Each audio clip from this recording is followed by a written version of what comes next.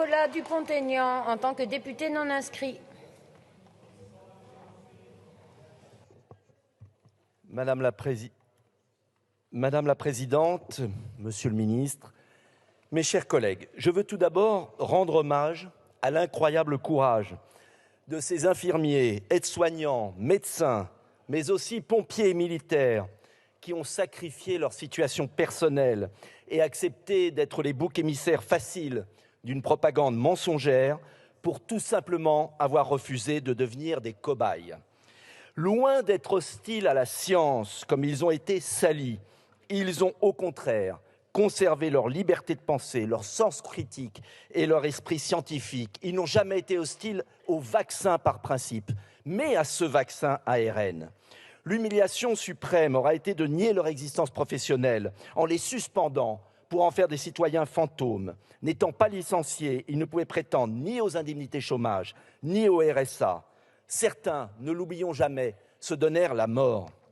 Mais au-delà de cet acharnement sur une catégorie de nos concitoyens, cette suspension était d'autant plus absurde et l'exposé des motifs de cette proposition de loi l'explique très bien, car cela a désorganisé un système de santé déjà exsangue. L'incohérence suprême aura été de faire travailler des agents vaccinés mais positifs plutôt que d'accepter des non-vaccinés négatifs.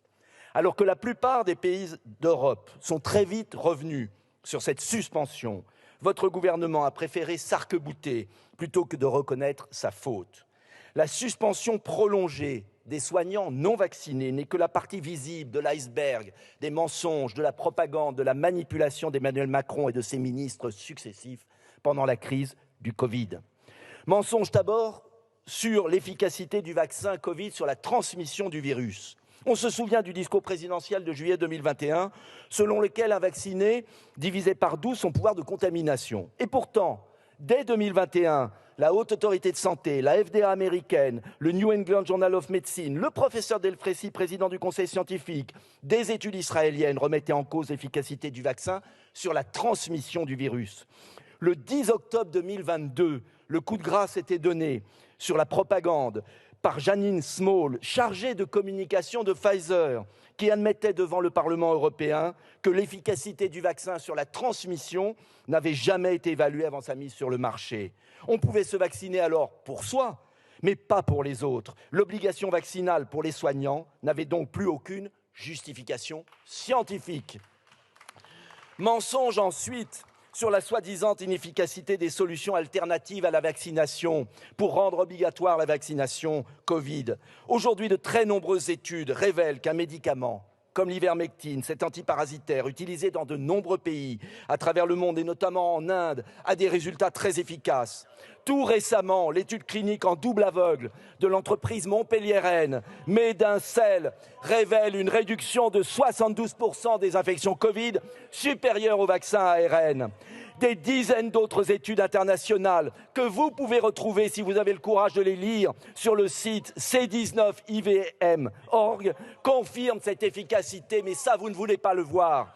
De même, le professeur Raoult, traîné dans la boue par une fausse étude du Lancet et des médecins de plateau télé au conflit d'intérêts avec l'industrie pharmaceutique, a publié tout récemment une nouvelle étude à la méthodologie constatée par huissier, prouvant à partir de l'examen de 30 000 patients l'efficacité du traitement azithromycine et hydroxychloroquine, que d'ailleurs des grands du régime ont été allés chercher quand ils ont été malades.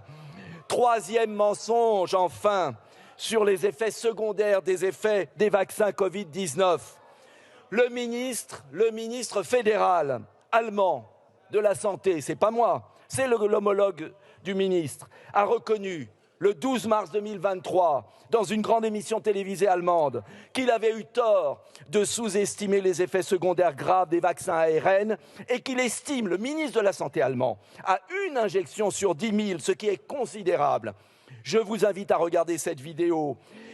Pourquoi ce vrai débat dans les médias allemands et l'omerta la plus totale en France. Il suffit d'aller sur le site VARS des États-Unis officiel, Eudravigilance de l'Union européenne, celui de l'Agence nationale de la santé pour comprendre la gravité de sécurité du médicament, pour comprendre la gravité du phénomène. Tous les pays à fort taux de vaccination ont connu un excédent de mortalité en 2022. Et pourquoi, monsieur le ministre, refusez-vous de publier le statut vaccinal des décès par tranche d'âge qui permettrait de savoir si le vaccin Covid a une part de responsabilité? Heureusement, des personnalités médicales libres comme Alexandra Henrion-Côte, dans son livre « Les apprentis sorciers », ont le courage de révéler ce que vous cachez. C'est ça la réalité. Voilà pourquoi cette proposition de loi doit être votée, sans oublier l'indemnisation pour le préjudice subi. Merci, monsieur le député.